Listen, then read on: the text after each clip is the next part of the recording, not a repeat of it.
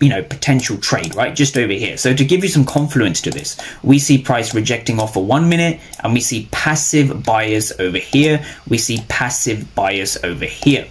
One other thing I want to see is I see a lot of people talking about volume profile. So the volume indicator on TradingView is pretty much lagging. What you want to understand about volume is this, right? So please take notes on this.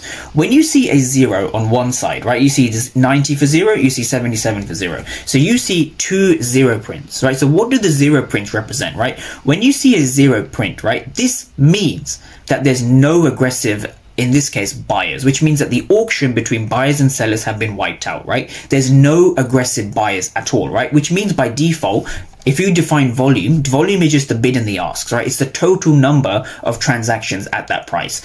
When you see a 0, that means by default the volume has decreased, the auction has been wiped out. There is no auction between the buyers and the sellers. Now, with that being said, when you see a 0, this increases the likelihood of a reversal, and therefore you can put your stop loss comfortably just above this area.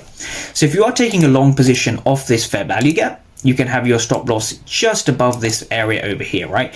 This gives us confidence in taking a buy position from here and having a stop loss over here, because we know that buyers are in control and the auction has been wiped out. There is no more trading over here because we can see the 0 print. Now, if we just play price on, we get our first overall rejection to the upside.